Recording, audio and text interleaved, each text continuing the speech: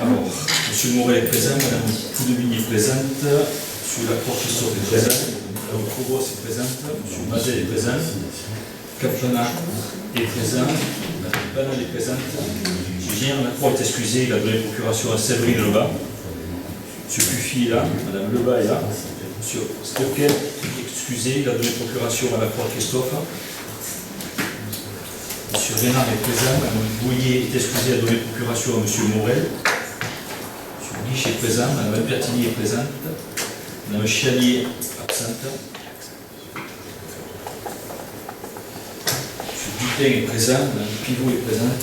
Prunet est absent pour l'instant. M. Joannon présent, Mme Sever présent et M. Veillet présent. Donc on est, on a dit, 19 présents et 3 procurations.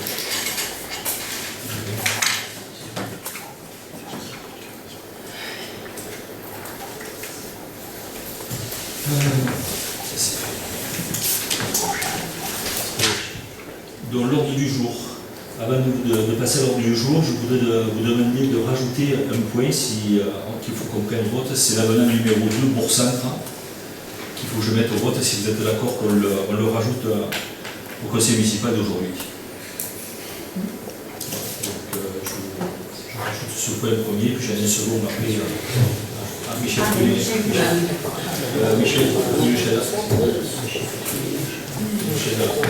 Michel. Donc ça fait 21.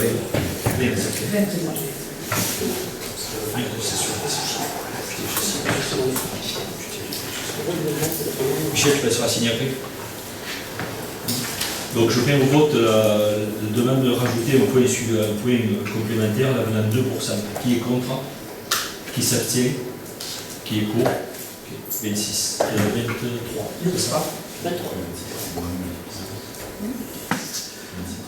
Madame Chalier a demandé un pouvoir. Comment? Madame Chalier a demandé. Non, je n'ai pas de pouvoir. On est 20 présents normalement et 3 procurations. Non, c'est ça. Non, on est 22. 19 présents. 19 présents. 19 présents. Et 3 procurations. Ok. Donc pour ça, après, je ne sais pas, avant de vous lire l'ordre du jour, je ne sais pas si vous avez eu le temps, on a reçu un mail de Mme Seber à 16h09 aujourd'hui. Je ne sais pas si vous en avez pris connaissance. Non. Vous n'avez pas pris connaissance. On n'est pas tous sur l'ordinateur. Donc je l'ai reçu à 16h09, j'ai pu le voir. Donc elle demande aujourd'hui, étant donné qu'elle n'a pas pu examiner le point numéro 7, de retirer cette délibération aujourd'hui. Donc je vous propose de la retirer, de ne pas la faire. On fera un conseil municipal exceptionnel que pour cette délibération début juillet. Je vous reconvoquerai assez rapidement. Voilà. Et comme ça, vous pourrez consulter les documents que vous avez dans l'installation. Mais du coup, j'aimerais que si c'était possible de vérifier les dates, puisqu'elle n'était pas en congé, que si vous moi je convoque après. Après, je ne regarde pas les dates, je convoque. Je regarde mon disponibilité, je convoque. C'est bien ce que j'ai dit, donc les disponibilités, on est un certain nombre ici, et donc il faut faire attention à ce que les personnes qui représentent. On verra. Si on n'a pas le quorum, on peut le convoquer après sans avoir le quorum et prendre la libération. C'est la procédure. En fait, la réalité, c'est que ce qu'il va falloir pour que cette délibération soit valable, c'est qu'elle soit faite dans des conditions où on ait enfin l'accès aux documents, ce que je réclame depuis un an et demi, que le tribunal administratif rappelle qu'il sera important de le faire. Donc si c'est pour mettre une délibération à une date où il n'y a probablement pas les membres de votre opposition, puisque c'est comme ça que vous nous nommez, c'est une manière de... Moi aujourd'hui vous demandez à retirer, vous avez eu le marché, vous avez eu le CCAP, le CCTP. Non, vous n'avez rien fourni, c'est des informations vous l'avez reçu hier, je vous ai reçu jeudi, je vous ai fourni des explications qui ne vous ont pas convenu, mais c'est tout à fait normal. Aujourd'hui je comprends très bien que ce que je vous ai dit, vous n'avez pas tenu compte. Je vous ai transmis le tableau hier soir, je me suis dépêché de faire un tableau, je vous ai transmis le tableau avec tout le matériel qui est posé aujourd'hui sur la commune, avec les montagnes. des tranches 1, 2 et 3. Bon, vous voulez plus de documents, il n'y Alors a moi, pas de je voulais souci. savoir qui ici présente maîtrise de dossier, si on doit délibérer, qui en a connaissance. Est-ce que vous savez sur Je quel pense site qu'aujourd'hui, c'est vous le demandez à le retirer. Moi, je le retire, je retire le dossier, on fera le débat le jour où ça sera. Voilà, exactement. Je crois que vous demandez. Soit on le laisse au vote, soit on Moi, je l'enlève. suis d'accord pour qu'on le retire, mais ce que je demande, c'est que vous ne convoquiez pas une date inchangable. Je vais le convoquer à la 14 juillet. En période estivale. Non, non, avant le 14 juillet. Après, je voudrais dire que le 14 juillet aussi, on peut Ça peut être- ralentir le rythme. Alors, est-ce qu'on peut prendre la date ensemble maintenant pour qu'on s'assure qu'il y ait le plus grand nombre de personnes je présentes? regarde demain, j'ai 5 jours pour. J'ai Vous pouvez 3 peut-être jours. nous faire un framadate ou un document qui nous permette de trouver une date qui soit acceptable pour le plus grand nombre de Je vais essayer de trouver la date du personnes. jeudi, qui convient souvent à beaucoup de monde. Rester sur cette Le date. juillet 11 juillet. Je sais pas, il y a le jeudi, il y a le 4. Il y a le 4 et le 11. Donc ce sera sûrement une de ces deux dates. Faut voir. Le 4, on a encore des réunions de quartier. Donc j'essaie de trouver la date le plus rapidement possible. Mais du coup, ce que je veux dire, c'est que si vous mettez une date trop tôt, est-ce qu'on aura, vous allez vous donner les moyens de mettre à disposition les documents nécessaires et pas juste un tableau relativement illisible? Vous aurez les documents que je dois vous fournir. Vous aurez une partie, après ça vous suffira ou ça vous suffira pas, c'est vous qui jugerez. Après on prendra la Mais il n'y a pas délibération. que moi, il y a aussi, comme vous avez pu le constater, il y a une avocate aussi qui nous accompagne et qui nous aide à démêler le vrai du faux, puisque tout ce qui est réglementaire n'est pas réellement Ça, c'est bien vous. assuré C'est vous qui le à dites. l'heure actuelle. Ah ben, c'est pas que moi, le tribunal administratif vous a demandé de faire une délibération, vous avez refusé Tout à de faire. fait. Ça fait un an et demi qu'on attend. Bon, Et aujourd'hui, maintenant, on retire le dossier, aujourd'hui on retire le dossier, on passe à l'ordre du jour. Le PSN est retiré. Donc il y a... Je demande à ce que la date soit Je vous suffisamment communiquerai la convenable. date, je regarderai mon agenda, je vous communiquerai la date. Voilà. Donc aujourd'hui, donc on retire le point 7. Non. Il y a l'approbation du procès verbal de la séance du 16 mai, mes comptes rendus décisions prises dans le cadre de mes délégations, la redevance d'occupation du domaine public, sur la redevance de rapport de distribution de redevances de réseau de communication, c'est la fibre, la vérification des points d'eau d'incendie, convention de regroupement de commandes publiques avec la communauté de communes, l'institution de la prime au pouvoir d'achat exceptionnel forfaitaire bénéficiaire des certains agents publics, domaine et patrimoine de vente de la parcelle assemblée, adressage. Et je rajoute en même temps le boursac qui était un point que j'ai rajouté, je crois que c'est le point 8, et l'adressage est passé au point 9. Voilà. Donc aujourd'hui, on passe à l'approbation du procès verbal. J'ai corrigé la phrase que vous avez demandé, que j'ai reçue hier le mail. Je l'ai corrigé, j'ai rajouté la phrase que vous avez demandé, modifiée sur le texte. Donc après, je ne sais pas si vous avez d'autres remarques sur le procès verbal.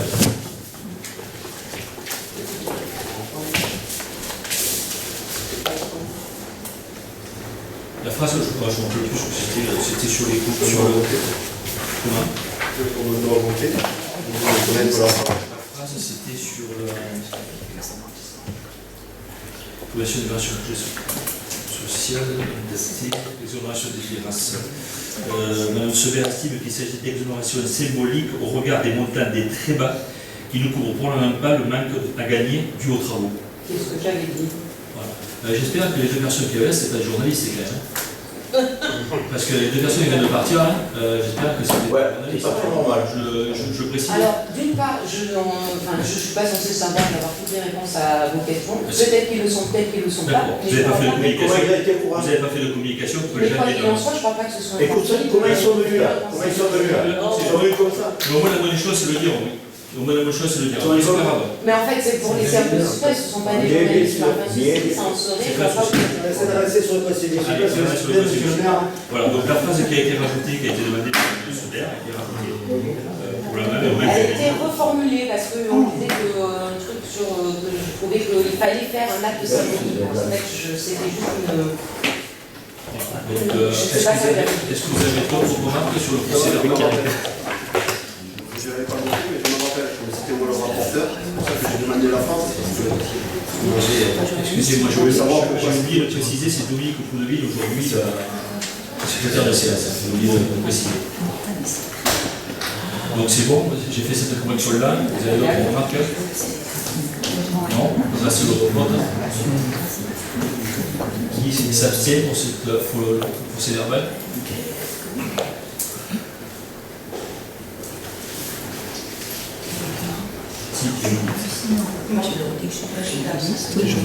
Qui est contre? Qui est pour?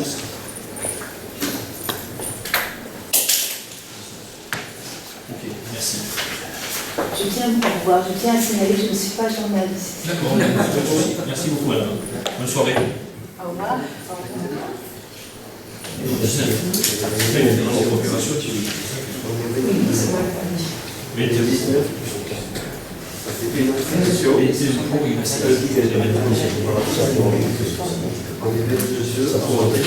C'est bon? On passe au point 2, à la redevance d'occupation de domaine public. Sur la redevance et distribution de redevance de la communication. Vous savez, le mois dernier, au mois de mai, on a pris une délibération sur le réseau électrique. Aujourd'hui, on perçoit de redevances suite à l'installation de la fibre. C'est des montants qui sont très faibles. Et aujourd'hui, on n'avait pas de délibération. Donc on percevait des montants depuis très peu de temps, depuis 2019. Depuis 2019, on perçoit la redevance qui est très très minime. Et aujourd'hui, on n'a pas de délibération. Donc aujourd'hui, il faut prendre une délibération pour appliquer les tarifs minima du décret qui précisait la redevance. Alors aujourd'hui, si je vous prends la redevance pour 2024, ça représente 91,81 €. Voilà. Mais on n'avait pas de délibération. Et aujourd'hui, pour percevoir cette redevance-là, c'est de mettre en conformité. C'était la même chose qu'on a eu pour les CSM. Donc je vous demande si vous avez des questions sur c'est quand même une conformité. Non. On peut passer au vote. Qui s'abstient? Qui est contre? Qui est pour? Ok, merci. 22 pour.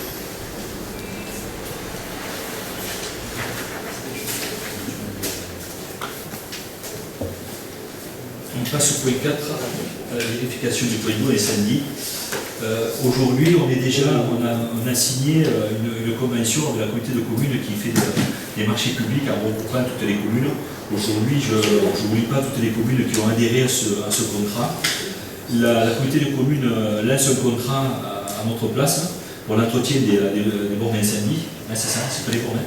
Il n'y a que les bornes. Et aujourd'hui, fait un regroupement, fait un marché public pour toutes les communes. Recense toutes les bornes d'incendie qu'il y a sur chaque commune et lance un marché. On obtient des meilleurs prix. Donc aujourd'hui, c'est pour simplement adhérer à ce regroupement de commandes. Cette libération qu'on nous prend. Qui va aujourd'hui de. Alors c'est de 2022, 2023, attendez, je ne sais pas de bêtises, de 2025 à 2027. Donc là, il faut répondre maintenant pour qu'il lance le marché. Pour qu'au 1er janvier, on ait un marché avec une entreprise qui entretiendra les poteaux de 2025 à 2027. À l'heure actuelle, c'est combien que ça nous coûte parce qu'on a déjà une convention. Tu as un truc, 11 000, il n'y a pas de C'est solution. apparemment Le recrutement, en fait, c'est Le montant exact, c'est un montant au poteau. C'est un prix au poteau. Ça varie entre les entreprises. Ça peut aller jusqu'à 25 € par poteau. Il faut savoir que le poteau d'incendie, le maire est du coup garant de la sécurité. De la salubrité, d'un point de vue de sécurité, il y a aussi les poteaux d'incendie, en dehors d'autre chose. Et les poteaux d'incendie, il faut qu'ils soient à la fois contrôlés opérationnellement par les sapeurs-pompiers tous les 2 ans et vérifiés par la commune qui est responsable de cela sur des débits, le débit du poteau et la pression statique et dynamique du poteau. Il n'y a que des entreprises fermières qui peuvent réaliser ça avec des appareils.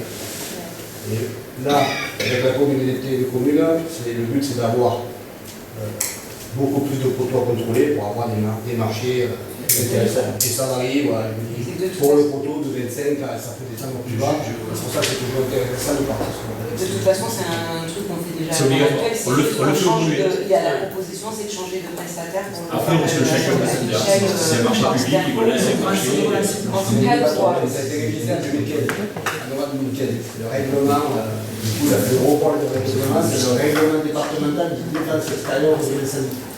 Et donc, on est soumis à ce règlement, les communes sont dans le soumis à ce règlement. Les sapeurs-pompiers et la préfecture de la préfecture. Voilà. Il faut savoir que nous, ce contrat, on les vérifie. une fois sur 2 ans, hein, c'est tous les 2 ans, et les sapeurs-pompiers, le SDIC, les vérifie aussi. Ils ont l'obligation de le vérifier eux-mêmes, même qu'on ait un contrat d'entretien. Mais ça, c'est à leur charge. C'est la charge de. Voilà le détail. Donc là, ce stade, c'est quoi exactement? C'est d'adhérer au point de commande du marché public, de la communauté de communes, pour obtenir les meilleurs prix. Il n'y a pas encore le... Non, là aujourd'hui, c'est simplement pour donner l'autorisation à la communauté de communes d'adhérer à leur contrat, pour qu'aujourd'hui, on a l'état des poteaux de la commune, et à partir de là, ils vont lancer la consultation. On aura une... Tout à fait. Et si je peux donner une précision, c'est une convention qu'on avait déjà, mais sous notre biais, par le biais du syndicat mixte de l'eau et de l'assainissement. C'est pour nous, commune de Saint-Martin-de-Londres, c'est un renouvellement de contrat. Parce qu'on a adhéré déjà sur un contrat. Voilà. Pour nous, en fait, ça ne change pas vraiment. Toute la chose, c'est d'autres communes en fait, qui ont intégré, qui n'étaient pas dans le syndicat, qui ont intégré le syndicat. Je voulais dire, il y a presque toutes les communes qui ont adhéré. Je crois qu'il y a toutes les 36 communes qui ont adhéré. Je ne vois pas une commune qui n'a pas adhéré. C'est GMDH, c'est lié aussi. Voilà. La délibération. Voilà, c'est bon, question, il faut la soumettre au vote. Qui s'abstient, qui est contre, qui est pour. Merci.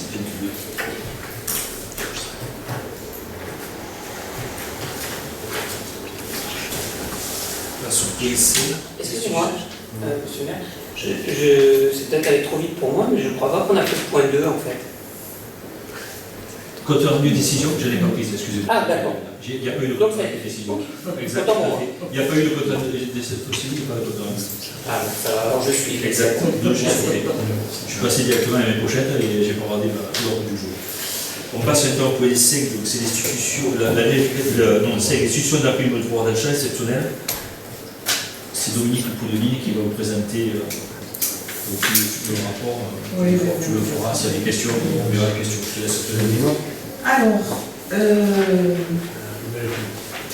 institution de la prime au pouvoir d'achat exceptionnel et forfaitaire au bénéfice de certains agents publics. Alors, suite aux difficultés rencontrées avec les différentes inflations qu'on a connues ces temps derniers, une prime pouvoir d'achat avait été proposée pour les fonctionnaires de la fonction publique d'État et pour les fonctionnaires hospitaliers. Puis elle a été étendue aux fonctionnaires de la territoriale, de la fonction publique territoriale. Et c'est une prime que l'on peut verser, il n'y a pas obligation de la verser, mais on peut la verser pour certains agents. Alors il y a des critères, il faut que c'est une prime qui sera versée en une fois. C'est une prime qui prend en compte le fait que l'agent était en poste au 30 juin 2023 sur la collectivité. Donc il fallait que l'agent soit en poste au 30 juin 2023 sur la collectivité et qu'il ait une rémunération brute inférieure ou égale à 39 000 € annuels au titre de la période de référence qui était du 1er juillet 2022 au 30 juin 2023. Voilà.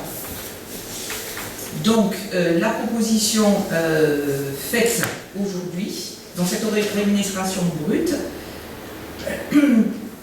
la rémunération de chaque agent supposait qu'on pouvait lui donner telle ou telle prime qui allait jusqu'à un montant fixé qui ne pouvait pas excéder 175 ou 200 €, 250 € selon le grade et la rémunération de l'agent. Voilà.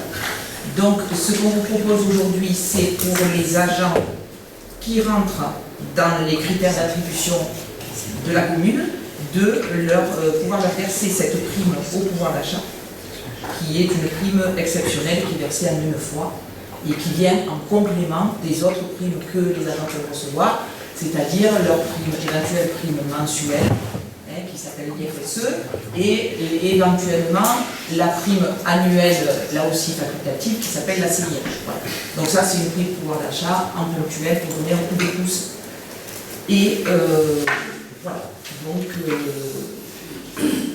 voir si le conseil municipal délibère pour pouvoir verser cette prime. aux agents qui peuvent l'apercevoir. On a eu l'avis quand même du comité social et territorial, c'est obligé de le saisir, le 21 mai 2024 sur les montants qu'on affecterait aux agents. Vous avez joué, je crois, en premier. Combien ça va coûter, combien l'agent? Alors, le montant total brut de la prime est de 3 188,50 €, qui va être réparti sur 13 années. Il y a des agents, il y a un barème, inférieur ou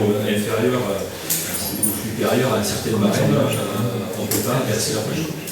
C'est suffisant pour les revenus. C'est-à-dire s'ils ont déjà un salaire plus élevé, Il y a des agents de collectivité qui ne peuvent pas percevoir cette prime pouvoir c'est d'achat. plutôt ceux qui ont déjà un salaire plus élevé C'est ça. plutôt que les autres. C'est ça. C'est les salaires. Les bas salaires qui peuvent. Plus le salaire est bas, plus la prime peut être importante. C'est un peu logique de faire un pouvoir d'achat sur les bas salaires et sur les hauts salaires. Parfois, il y a des logiques. Oui. Non, Bon, c'est ce qu'il y a de moyen. il y a sur les 15, il y a une personne qui fait ça, les personnes non. Il y en a qui ne pas, mais c'était des gens qui il y en a une qui perçoit pas et une personne qui perçoit très peu parce que son salaire à la fin c'est qu'il est, on ne peut pas percevoir comme ça. C'était ça, mais C'est exactement la même question. La même question. Combien de personnes est L'autre question, c'est si c'était un pouvoir d'achat.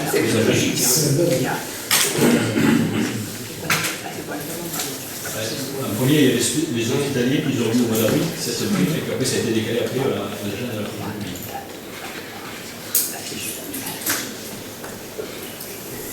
Mais il est trop. Ça. C'est connu. On peut mettre, pas de questions, on peut mettre au vote.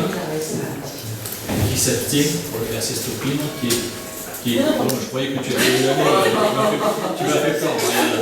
Tu m'as fait peur. Qui est contre? Qui est pour? Qui est merci beaucoup.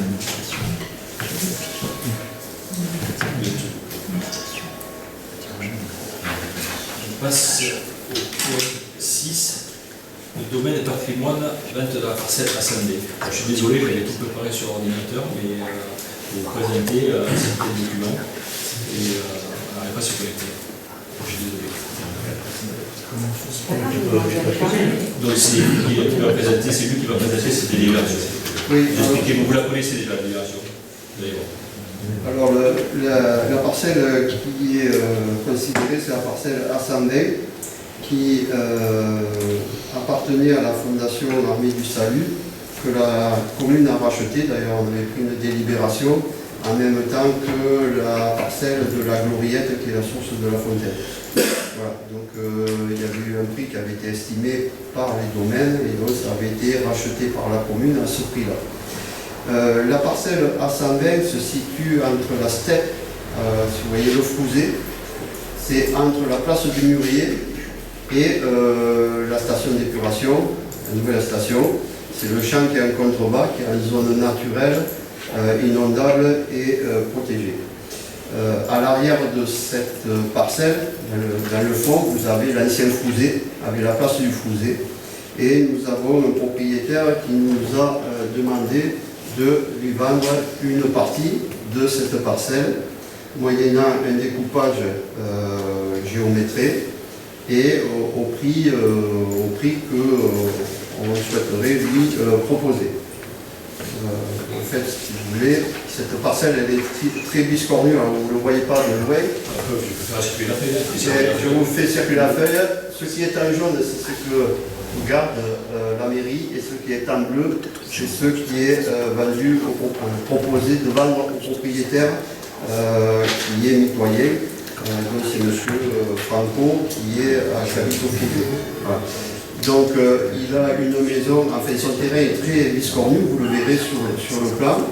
Et donc la parcelle fait en tout et pour tout 7620 mètres carrés que nous avons découpé puisqu'il y a une haie boisée avec un enrochement et puis ça dépasse dans le fond du champ.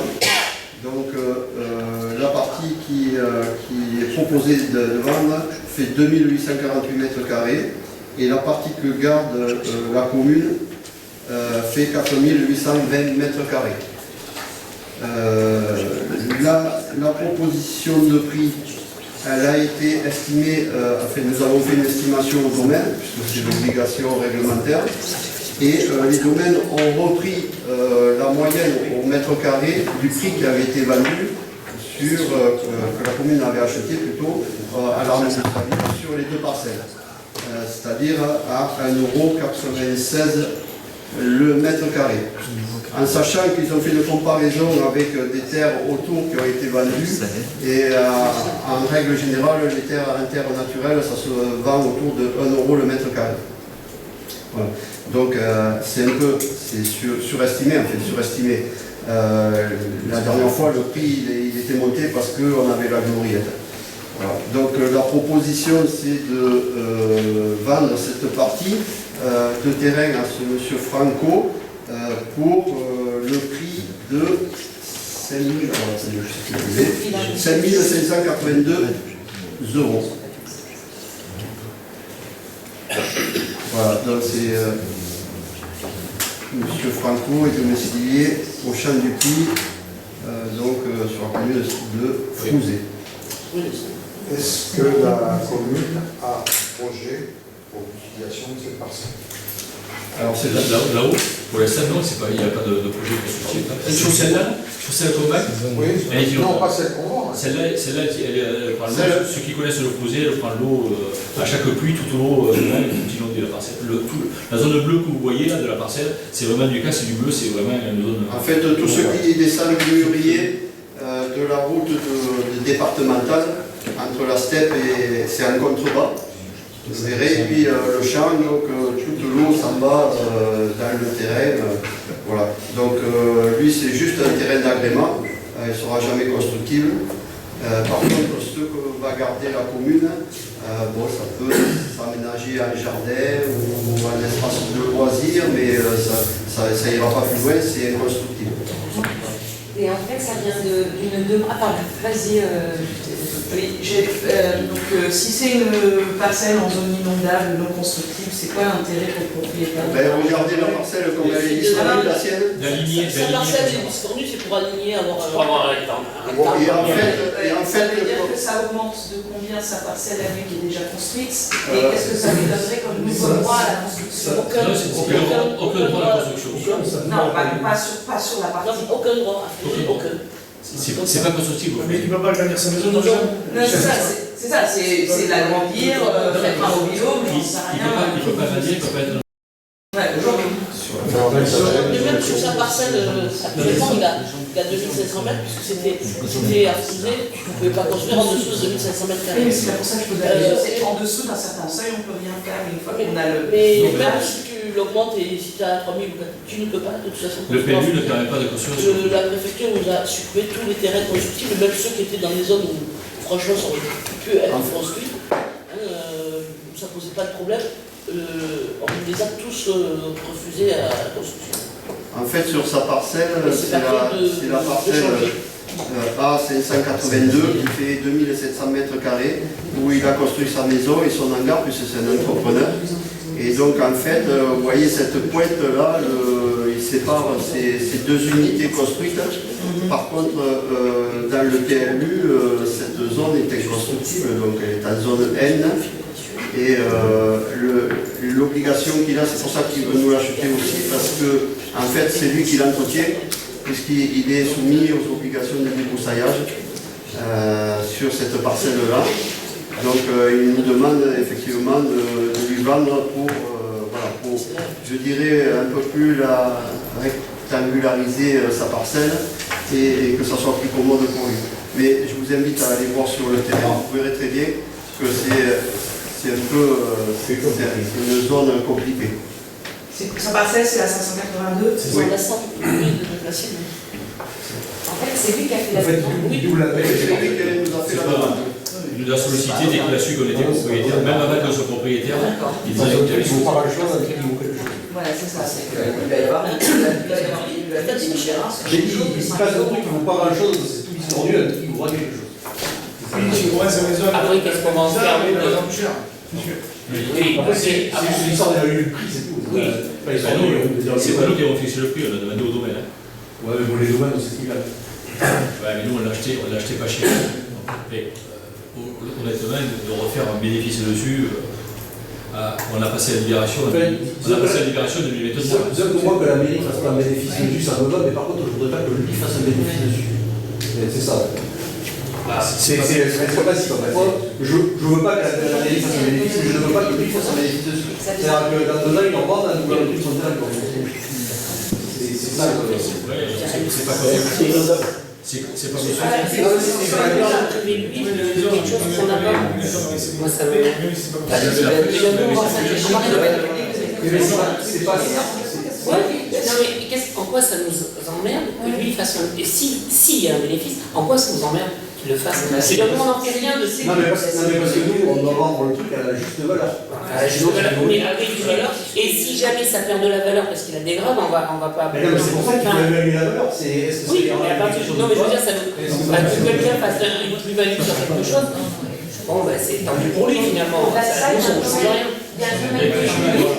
Oui, non, mais voilà. Là, ça devient privatisé. Ouais, mais ça rappelle du machin.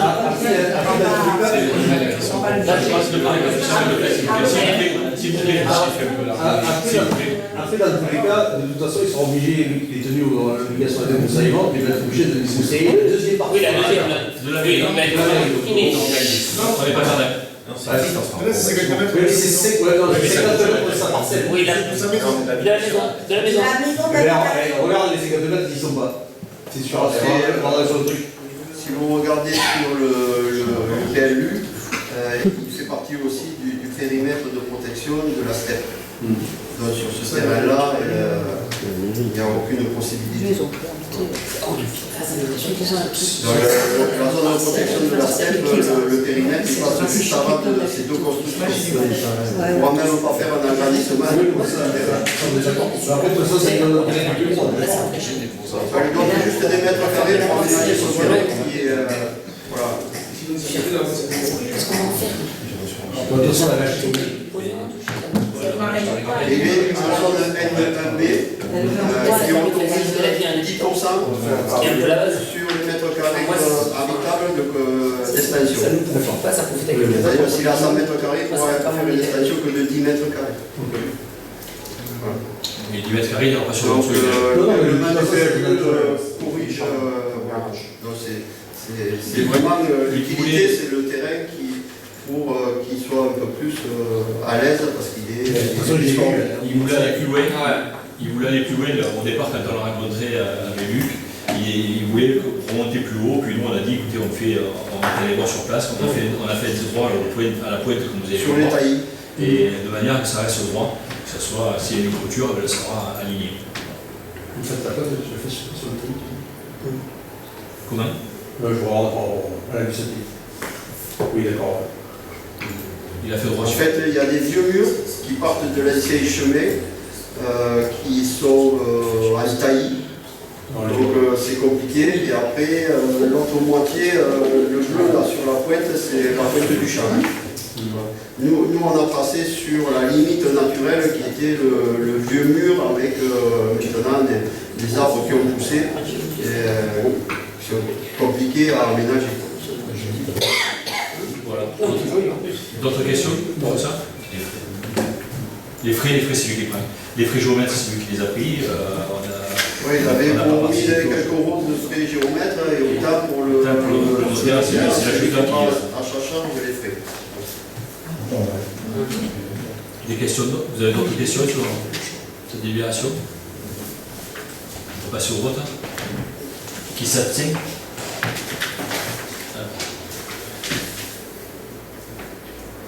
Madame Severt. Thibault. Qui est contre? Qui est pour? Il y a 10, 9, 8,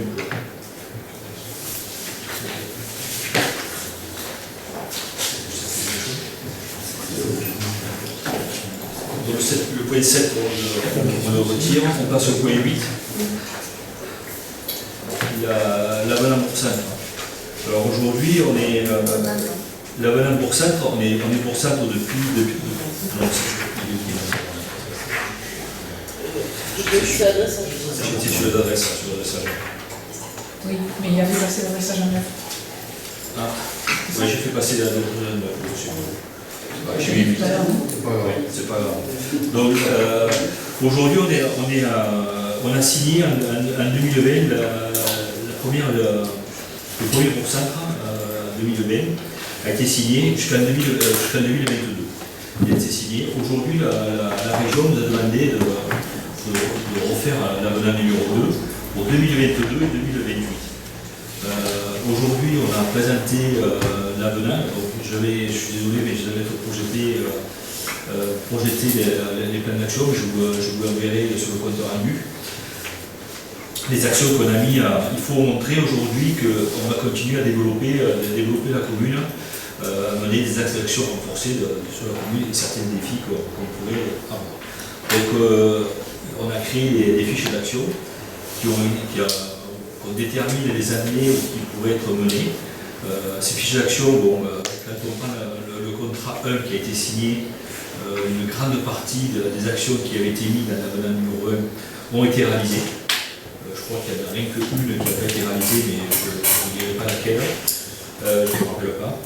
Et aujourd'hui, c'est pareil, aujourd'hui on a soumis des fiches qui ont été acceptées par la région le 31 mai, qui ont été approuvées, pour dire qu'aujourd'hui, ces actions qu'on mettra plus tard jusqu'en 2028 répondent aux exigences de la région. Donc les actions, alors après, c'est un projet. Là c'est le contrat, mais si j'ai les actions, c'était l'action 1, c'est aménager et favoriser la mobilisation active au quotidien, création de manèges de voies douces reliés des espaces publics et équipements publics existants. L'action 2, l'extension des voies douces existantes pour accéder au skatepark qui jouxte le cœur du village. Après, requalifier les espaces publics à valeur transition écologique, sécuriser la circulation des stationnements, valoriser et végétaliser la rue de l'Allier, donc ça c'est un projet qui est fait. Désimperméabiliser et sécuriser les espaces de la route du Pic, enfin les parkings de la route du Pic, les parkings des écoles, les espaces autour des complexes sportifs, essayer d'enlever, de les rendre plus gênants. Aménager les espaces de la cour d'école élémentaire, je l'ai dit. Requalifier le gymnase à l'espace. L'aménagement de la cour de l'école, il y a le cours de l'école, tous les parkings, essayer d'enlever le goudron pour les rendre. Donc c'est des plans d'action qui ont été mis dans ce projet-là. Après, il y a requalifier le gymnase en salle d'espace polyvalent, c'est un cours. Rénover l'ancienne cantine, la médiathèque, aménager l'ancienne école, la maison des associations en annexe de la mairie, la construction de l'école élémentaire, la création de l'annexe mairie, la création d'une aire de camping-car, la déplacer par rapport au volet, et valoriser le patrimoine culturel. C'est les grandes actions qui ont été validées. Je joindrai le tableau au compte rendu. Je peux vous l'envoyer avant, c'est pas un souci. C'est l'avenant qu'on doit signer maintenant pour 2022-2028 et qui a été validé par la région. Et nous, aujourd'hui, on est obligé de prendre une délibération pour pouvoir le signer avec la région, la communauté de communes et la mairie de Saint-Denis. J'ai une question sur les actions. Est-ce que, en signant le contrat, ça arrête ces actions-là ou est-ce que ce sont des exemples indicatifs et qu'on peut en avoir? Après, c'est montrer à la région, pour être au Bourg-Centre, il faut montrer aujourd'hui qu'on a des communes tout autour qui ne peuvent pas avoir certains moyens et montrer aujourd'hui qu'aujourd'hui on a développé la commune de Bourg-Centre pour accueillir les autres communes. Et donc il y a des actions aussi, et aussi pour la population de Saint-Martin. Pour la population des citoyens de Saint-Martin. Aujourd'hui, ces actions-là ne sont pas obligées d'être totalisées. Aujourd'hui, ça peut être modifié. C'est des plans d'action qui ont été vus, qu'il faut réaliser. Jusqu'en 2028. Après, comme je l'ai dit, le plan d'action qui a été signé en 2020, une action n'a pas été faite. Je ne me rappelle pas laquelle.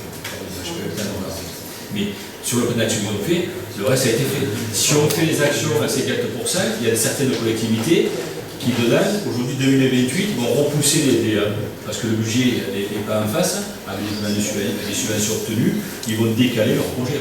Et tout peut être modifié par la suite. En fait, je trouve qu'il y a plein de choses qui vont être intéressantes pour les Saint-Martinois.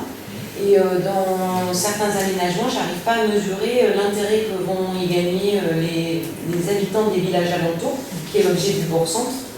Mais là, ça va être polyvalente, si on prend le ginage, c'est les faut-il qu'il puisse y avoir accès au même tarif que les Saint-Martinois, ce qui n'est pas le cas. Mais ça, c'est autre chose, c'est notre tarif. Ça, c'est notre problème. Ça, c'est notre chose. Le tarif, c'est autre chose. C'est aujourd'hui, quand on a créé la Desports, quand on a créé le stade de foot, qui a été très critique, aujourd'hui, le stade de foot, si on regarde tout le tour, il y en a plus. Il y en avait une qui était sympathique à Notre-Dame de Londres, qui a été baptisée Louis Nicolin. Aujourd'hui, il n'y a plus d'équipe. Donc aujourd'hui, on accueille les enfants, aujourd'hui, la commune, la collectivité accueille les enfants, même de Saint-Bosile-le-Putois. Il y a beaucoup d'enfants de Saint-Bosile-le-Putois. Et d'autres Cosse-la-Selle qui viennent jouer ici à Saint-Martin parce qu'on a un terrain de foot synthétique qui trouve faire de la compétition. Je vais pas rentrer sur l'histoire du terrain synthétique parce que je pense qu'on ne partage pas le même avis. Oui, c'est pas. Mais de toute façon, c'est pas ça l'objet, c'est de mesurer ce que ça peut. Parce qu'on a une subvention qui va avec le contrat. Il y a une subvention tous les ans qu'on perçoit à développer pour nous aider à développer. Elle est de combien cette Elle est de subvention 140 000, je crois. 240 000 140 000.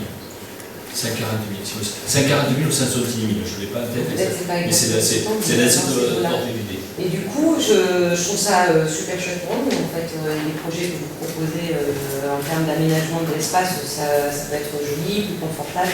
Mais le fait d'agrandir notre mairie et d'avoir une annexe, comment ça va être utile, puisque c'est en termes de bourg-centre et de rayonnement sur le territoire. Et en fait, je n'ai pas perçu dans les propositions des actions qui avaient un rayonnement territorial qui justifiait la question du bourg-centre. En même temps, ça a été validé, donc, mais moi, c'est en fait, l'annexe de la mairie, aujourd'hui c'est la salle du conseil ici. Aujourd'hui, on s'aperçoit qu'on est très petite. Aujourd'hui, on va grandir.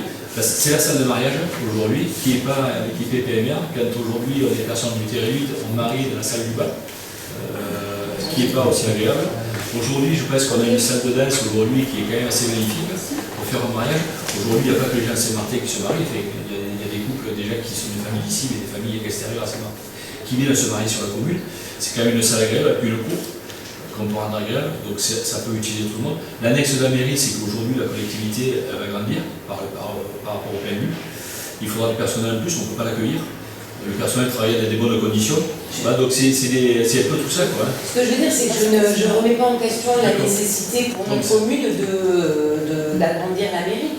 Je m'interroge sur pourquoi c'est cette action-là qui est proposée en bourg-centre. Vous m'avez donné des exemples, mais je ne sens pas qu'il y ait des propositions d'action qui soient des projets fédérés ou co-construits avec d'autres communes, ou alors des pistes cyclables qui sortent du village mais qui vont peut-être vers Viol-le-Fort ou vers... je sais qu'il y a des trucs qui sont déjà organisés, notamment avec Notre-Dame, et c'est pris en compte que ces projets-là existent. Mais ce que j'ai entendu, c'était beaucoup de choses qui avaient lieu à l'intérieur de la commune, et du coup, ça m'interpelle. En fait, pour expliquer, vous le prenez dans le mauvais sens. Le sens, c'est que la qualification de bourg-centre, c'est que nous sommes une grosse commune avec des équipements, des services et une activité économique assez conséquente qui draine des personnes autour des petits villages vers, comme c'était avant, le chef de canton. Et en fait, on est qualifié bourg-centre.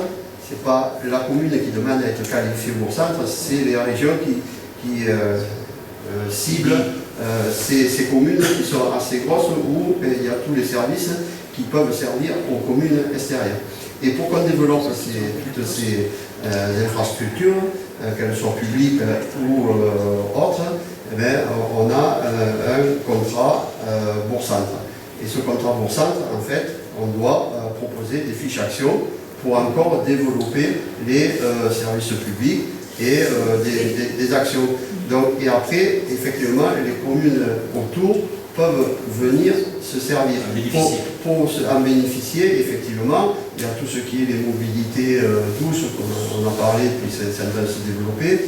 Il y a encore des tests à faire sur des véhicules peut-être intercommunaux, des choses comme ça, mais aussi sur tout ce qui est les espaces sportifs et culturels, où les petites communes n'ont pas les capacités à financer ça, où elles vont pouvoir venir sur la commune. Mais c'est pas... Et rendre le village attractif. C'est pas faire, non, c'est pas faire des infrastructures pour les communes autour. Ça va servir pour tout le monde, mais l'essentiel c'est de développer la commune. On a signé hier, un conseil communautaire, on a signé justement les avenants. On en a parlé hier justement en conseil communautaire. Parce qu'on a signé, enfin, ça a été à l'ordre du jour, il y avait aussi les bourgs-centres avec les communes qui souhaitaient refaire faire des avenants au contrat et d'autres communes qui souhaitaient rentrer dans les contrats bourgs-centres. Et en fait, il y avait donc une des conseillères qui est conseillère régionale, Mme Materon, qui expliquait bien que finalement, le bourg-centre et les subventions bourg-centre étaient pour la commune qui est bourg-centre.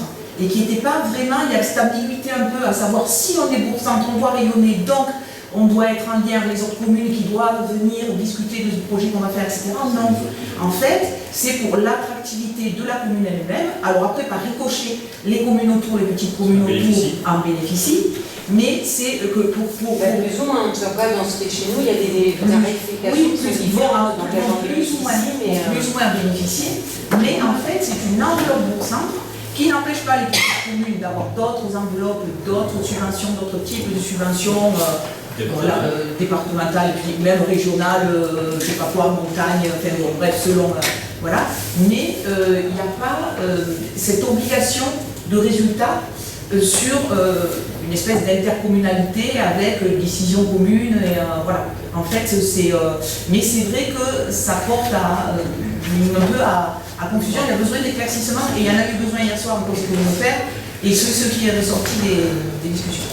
Du coup, c'est pas une obligation, donc on ne le fait pas, mais ça peut être intéressant. Ça peut être intéressant, parce que voilà. En fait, il y a aussi une précision à donner, c'est que ça c'est de l'investissement, et c'est pas de l'aide au fonctionnement.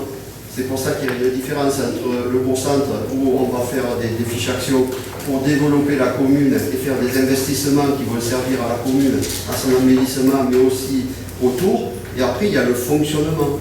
Donc, dans l'utilisation, suivant ce que vous faites, si c'est une voie douce, eh bien, il n'y a pas de fonctionnement, hein, tout le monde l'utilise. Par contre, si c'est une salle de spectacle, une salle de danse, etc., il y a du fonctionnement. Et là, ça incombe la commune, et la commune n'a pas de subvention. C'était un peu la discussion quand on fait les dotations aux associations, dans la commission sport et associations. Donc en fait, il faut bien différencier. Le bourg-centre, c'est pour faire de l'investissement. Et après, les installations, une fois qu'elles y sont, il faut les faire fonctionner. Et les communes n'ont pas un droit de tirage gratuit sur le fonctionnement. Oui, enfin l'électricité qu'on consomme, elle ne coûte pas plus cher quand c'est un Saint-Martinois, un Violien qui utilise ça. Ben, le coût aux habitants de Saint-Martin, mais ne coûte rien aux habitants de Viol qui utilisent la salle. Donc il faut qu'il y ait une compensation. Mais on a de l'argent parce qu'on est attractif et qu'on les fait venir. Oui, mais on investit. Alors aujourd'hui, dans le bourg-centre, il y a nous, donc je vous transmettrai la fiche d'action et c'était sur l'ordi. Voilà un peu la... Vous avez d'autres questions sur ça? Non? On passe au vote. Qui s'abstient? Qui est contre la signature de l'avenant? Qui est pour? Bon, merci.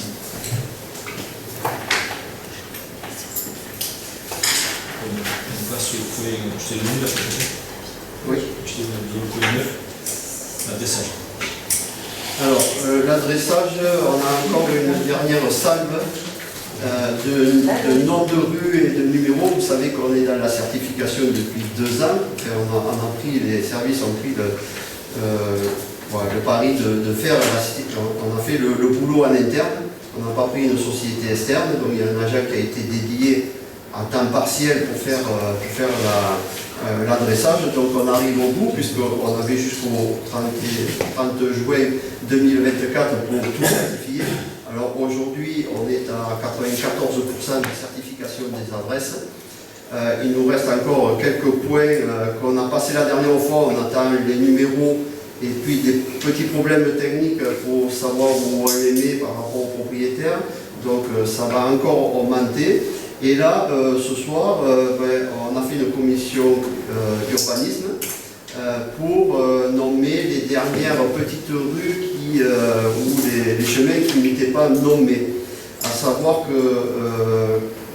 on s'en est aperçu du fait qu'on a une dotation pour les voiries et que la dotation pour les voiries, elle était très basse puisque l'ancien conseil municipal avait estimé à 11 km les longueurs de voiries. Et donc j'ai repris toutes les voiries du village et que ce soit des chemins communaux goudronnés ou les voiries, les rues goudronnées, voire les départementales qui sont à l'intérieur du périmètre de Saint-Martin. Et je me suis aperçu qu'il y avait des voiries qui n'étaient pas nommées. Donc on a fait une comptabilité, on va être autour de un peu plus de 25 km de voiries, contrairement aux 11 km. Donc on doit déclarer toutes ces voiries, et pour les déclarer, il faudra qu'on les nomme aussi. Et la déclaration se fera avant le mois de janvier 2025 pour qu'on puisse avoir la modification de notre dotation pour 2026. Voilà. Donc pour ce soir, il n'y a pas le diaporama, mais en fait, nous avons plusieurs chemins. Donc là, alors moi c'est la commission urbaine qui fait des propositions, après c'est le conseil municipal qui va valider ou pas. C'est que du coup, si on recevait par mail les informations, ça fait que quand on aurait des problèmes techniques, on aurait quand même eu l'occasion de voir les infos. Je vous ai dit lundi la position qu'on était aujourd'hui, la collectivité. Donc il y a des choses qu'on ne peut pas faire. Non, mais je suis en train de dire, là, le document, vous me dites, on va vous l'envoyer par mail. Oui, mais là, tout ça, il faut le faire, le copier, l'envoyer. Ça ne serait pas une autre synthèse, mais on pourrait copier, je le ferai la prochaine fois. J'avais préparé la diapo, j'aurais pu très bien envoyer la diapo, mais la diapo, je l'ai préparée hier soir à 17h. Vous envoyez les informations par mail en même temps que le PG, par exemple, ou la présentation. Donc les tableaux, comme je vous présentais chaque fois, c'est les tableaux avec le numéro de parcelle et les numéros. Ce qui est important, c'est que les numéros sont faits au mètre linéaire, soit on reprend ce qui est existant. Donc avec l'État, on a convenu que les numéros qui existaient, on ne les changeait pas, sinon il fallait changer, c'était une usine à gaz. Donc tout ce qui était des numéros qui existaient sur les relevés de propriété, on ne les a pas changés. Par contre, tout ce qui est nouveau, on affecte un numéro au mètre linéaire en partant du début de la rue jusqu'au bout de la rue. Donc ce qui concerne, alors nous avons l'impasse qui part de la rue des Chasseurs et qui va au skatepark. Donc cette impasse rue des Chasseurs, rue des Sapeurs jusqu'au skatepark. Donc il y a la commission urbanisme a proposé, après une longue discussion, de l'appeler impasse du Riotor, puisqu'il n'y a aucune rue qui s'appelle le Riotor, et pour rappeler le Riotor, puisque c'est le long du Riotor, on vous propose de l'appeler impasse du Riotor. Et donc là, il y aura 5 adresses. C'est 2 entreprises, le skatepark et le dépôt du département qui est au bout, le dépôt, puisque quand on certifie, on met des points d'adressage qui peuvent servir au secours, puisque c'est le plus important, c'est pas la boîte aux lettres, c'est les secours avec le GPS qui, s'il y a un accident, mettons sur le dépôt du département, ils taperont le numéro, ça doit être le 273, impasse du Riotor, et le GPS les amènera directement. Donc pour cette rue, c'est l'impasse du Riotor. Alors je ne sais pas si on voit où je vous présente le retour. Ensuite, vous avez le chemin qui longe le canal du Riotor, qui part du pont après la station d'épuration, qui tourne à droite et qui va jusqu'au Patuel, la maison qui est sise sur la commune du Mas de Londres, mais ce chemin n'était pas nommé. Donc on vous propose de l'appeler le chemin du Patuel, puisque c'est communément, tout le monde l'appelle le chemin du Patuel quand il y avait le chenil. Donc on vous propose de l'appeler chemin du Patuel, mais il n'y aura pas d'adresse puisque ça sera à la commune de Mas-de-Londres de mettre le numéro. Alors je verrai avec eux, savoir s'ils veulent qu'on leur fournisse le numéro au mètre linéaire, puisque la maison elle est sur une parcelle du Mas-de-Londres et pas sur Saint-Martin. Ensuite, quand vous avez passé le pont, vous tournez à gauche, c'est le chemin du Patuel, et à droite, il y a monsieur Guidis qui fait les promenades d'âne, et il y a une maison, c'est monsieur Boger, qui est habitable, et ce chemin, il va jusqu'au bassin de décantation des viticulteurs. Donc ça c'est le chemin rural communal, donc on vous propose de l'appeler le chemin de la Prade, puisque le tènement qui se situe dans ce coin s'appelle la Prade. Ensuite, l'impasse des écoles maternelles. Donc il n'est pas nommé. Donc on vous propose de l'appeler impasse des écoliers. C'est-à-dire, quand vous tournez en face de l'Ortus pour descendre à l'école maternelle, il y a un morceau, puis après peut-être il y aura une deuxième école, puis une gendarmerie. On vous propose de l'appeler l'impasse des écoliers, tout simplement, puisqu'il y a les écoles. Ensuite, il y a une rue qui est un peu plus compliquée, qui est la rue qui part de la rue des Aubépines, ancienne place du marché. Donc la place du marché, elle n'est plus, c'est plus la place du marché, ancienne place du marché. Et ensuite, pour aller aux HLM, aux 3 places, oui, vous avez la rue qui continue. Et sur cette rue, vous avez encore 2 habitations qui sont concernées, qui n'ont pas été adressées, puisque ces habitations, en fait, les premières constructions étaient adressées sur la rue du Cornier, qui est en haut, quand vous prenez en haut du cimetière. Sauf qu'il y a eu des agrandissements par le passé, et puis il y avait le Quinet, et puis il y a encore 2 parcelles où il y a des habitations. Donc, moi je pensais mettre rue du marché, mais bon, le marché il n'est plus là, c'est un peu compliqué, donc la commission a choisi de le proposer impasse du Puy, puisque le Puy est au début de la place, là où il y a le petit jardinet. Donc et mettre impasse pour pas que quand les gens se garent sur le parking, puissent prendre cette rue en croyant qu'ils pourront sortir du village. Donc on vous propose de l'appeler impasse du Puy. Ensuite... On n'a pas changé le nom de la place, on dit juste que c'est de l'endroit. Ça s'appelle toujours la place du marché, c'est juste que c'est plus le lieu, mais non, mais ça s'appellera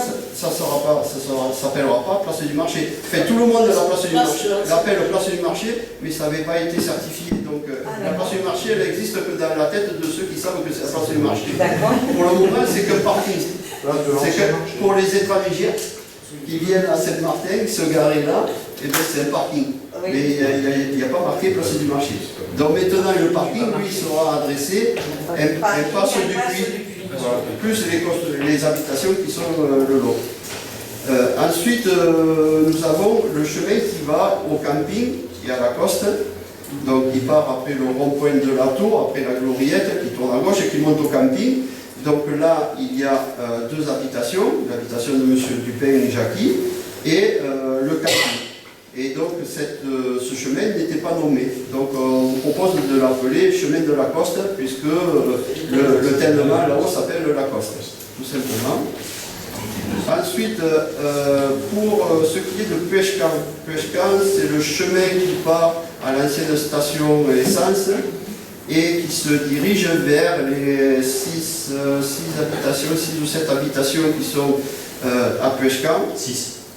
Avant le chemin de Puechcan, on avait pris une délibération qui était, quand on a fait la zone d'activité de la Liquière, le chemin de Puechcan traversait la 986, mais quand il y a eu l'aménagement de cette 986, avec l'élargissement du département, le département a fait un chemin en contre-allée qui part derrière l'ancienne station et qui va jusqu'à ces maisons-là. Donc ce chemin n'était pas nommé non plus, parce que quand on le certifie, on met la parcelle de départ jusqu'à la parcelle d'arrivée, sur tout ce qui est le goudronné. Parce que le chemin de Plechkan, il s'en va jusqu'à Vitrolles, dans une partie qui n'est plus entretenue et où il n'y a presque plus de passage. Donc là, voilà, donc le chemin de Plechkan, il y aura 6 ou 7 adresses, enfin numéro d'adresse au mètre linéaire. Ensuite, le Pérou.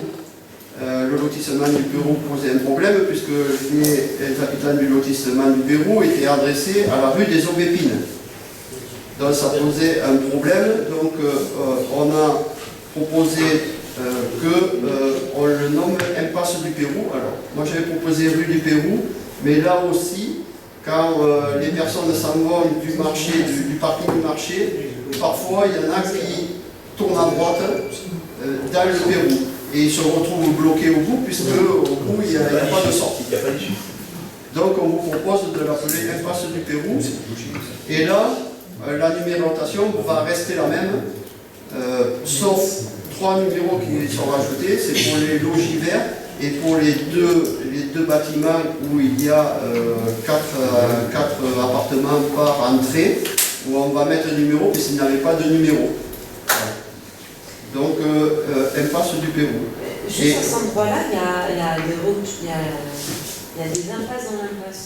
Des espèces de... En fait, on peut...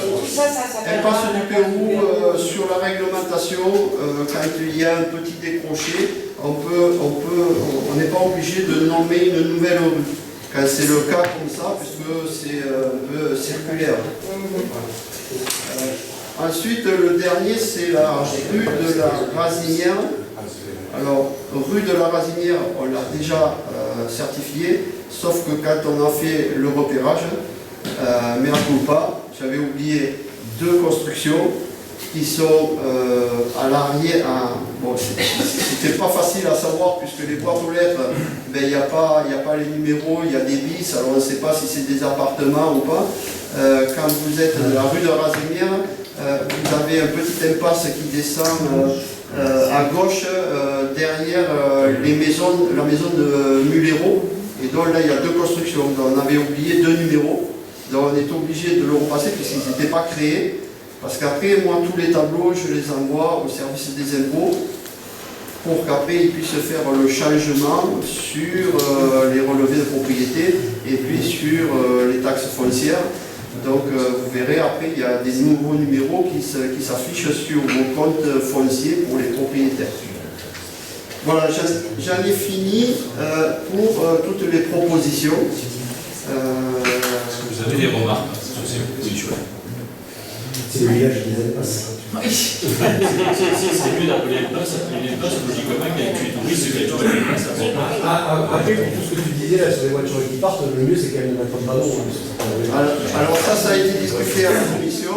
Je suis d'accord de mettre le nom de rue impasse, mais le mieux c'est quand même, s'il y a vraiment un problématique, de mettre un panneau de passe. Je remercie M. Veillet qui habite à la 3e place des HLM, qui a soulevé la question à la commission IORA en disant qu'effectivement, comme il y a des parkings assez grands et que les gens viennent se garer là, il y a des camping-cars ou des voitures qui s'engagent dans ces impasses et puis c'est compliqué après pour qu'ils se retournent. Donc ça va être vu avec les services logistiques où ils vont mettre des panneaux. Alors il y aura un panneau qui va être mis avec sortie, indiquant la sortie du parking. Donc il y aura les impasses, les plaques avec impasse. Donc on mettra sûrement les petits, le panneau qui va bien, comme quoi c'est un impasse, et puis il y aura marqué impasse avec le nom de l'impasse. Et ensuite on mettra un panneau à l'angle de la rue des Baris. Alors, je ne sais pas si c'est contre Jean-Claude, parce qu'il y a déjà indiqué avec des indications de mettre une flèche sortie vers la rue des Aubépines pour que tout le monde reparte vers la route du littoral. Qu'est-ce que tu viens de dire sur la rue de la mettre en sens... Non, je dis que pour indiquer la sortie du parking de l'ancienne place du marché, les gens, quand ils sont garés, après, ils ne voient pas par où ils partent. Il y en a qui partent vers la rue du Cornier, il y en a qui vont au Trois-Places, il y en a qui vont aux Aubépines, il y en a qui viennent vers la place de la rue de Laillé. Donc là, on va mettre un panneau sorti diriger tout le monde vers la route du littoral. Voilà. Pour répondre à la question de Michel. D'autres remarques? Passer au vote s'il n'y a pas de remarques. Qui est contre ces nombres de voiries? Qui s'abstient? Qui est pour?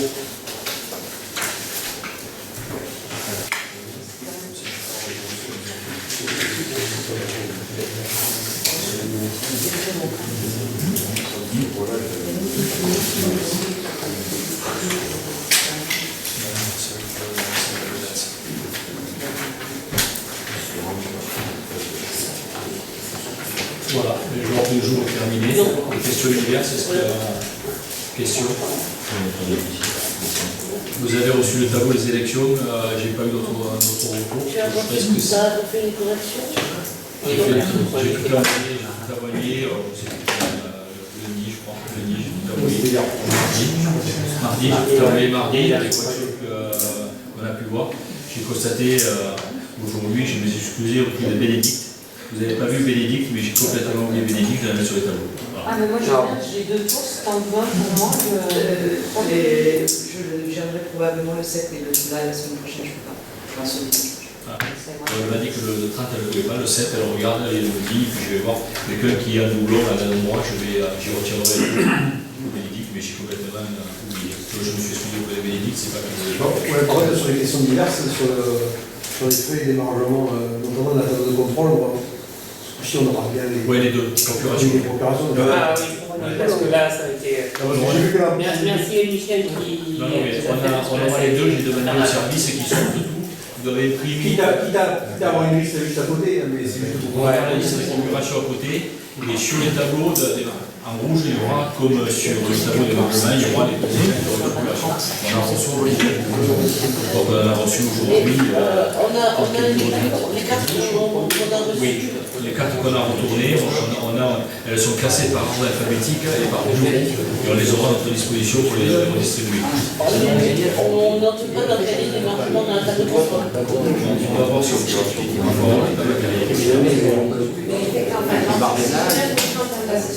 On n'est pas censé avoir le droit de pointer les personnes sur la salle de contrôle. Mais on ne pointe pas. Pour compter pour le nombre. C'est sur la chambre de Mais pourquoi on n'a pas le droit? J'ai vérifié, mais j'entends dire que ça ne faisait pas partie du cadre de la tenue d'un numéro de vote, ne doit pas être notifié. Mais je ne suis pas sûre, donc c'est peut-être à aller vérifier. Mais moi, je voulais surtout, c'était un truc que je disais en aparté, je n'avais pas l'intention de. Sur le deuxième créneau, qui se termine à 13h. Je suis parti par là, c'est comment ça s'arrangera? On s'arrangera. En moyenne, je vais partir à midi, je crois. Alors, par contre, pour ceux qui tiennent les tables de. Oui, les jeunes, alors la personne dont vous présentez sa carte ou sa pièce d'identité, vous devez vérifier qu'il est bien sur le cahier des marchements, le faire voter, le faire signer après le vote. Oui. C'est pas ça. On vote et on signe. On vote et on signe. Mais ça peut signer à partir de le vote. La règle, c'est ça. Mais du coup, c'est plus le placement n'est pas. La façon dont les heures étaient placées. On les faisait signer d'abord et on les faisait voter après, et du coup, ça. Oui, mais parce qu'en fait, on avait changé. À l'époque, avec les bureaux de vote, on a changé le bureau 2